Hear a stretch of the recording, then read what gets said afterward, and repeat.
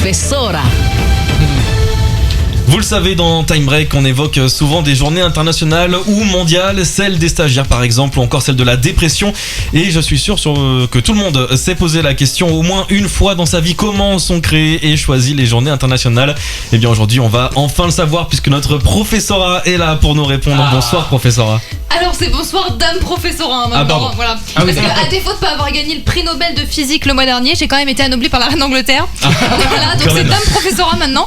Ceci étant dit, attaquons-nous donc aux journées internationales parce qu'on ne dirait pas comme ça, mais c'est très très sérieux. La majorité des journées sont en fait choisies par l'Organisation des Nations Unies, l'ONU. Oui. Alors, voilà.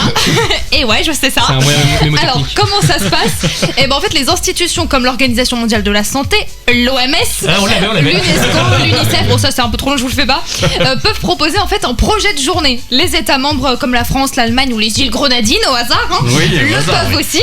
Et lors d'un petit Zoom call ensuite, bon ça dépend de la connexion, parfois c'est Skype, l'Assemblée générale de l'ONU valide par consensus ou non la journée internationale.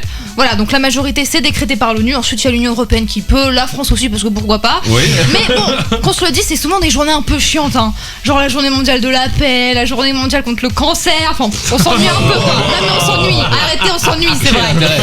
Heureusement, en réalité, n'importe qui peut créer sa journée, une asso, un magazine ou même vous, Lucas Pierre, là vous me regardez avec des grands yeux, oui vous pouvez. Et c'est pour ça, mais d'ailleurs c'est pour ça qu'on se retrouve avec la journée mondiale du jardinage nu, par exemple, entre la journée internationale du jazz et celle des mères endeuillées. Et bah ouais, c'est possible. Et là tout de suite, on s'amuse un peu plus quand même, hein. Oui.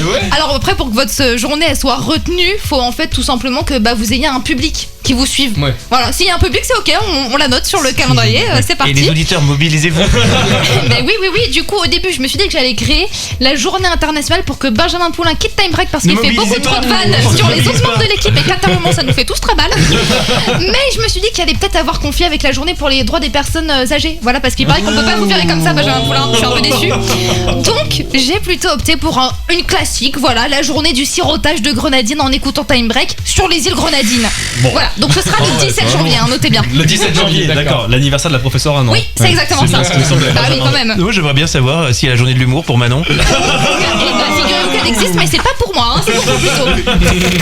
3 heures de direct jusqu'à minuit, c'est Time Break. Time Break.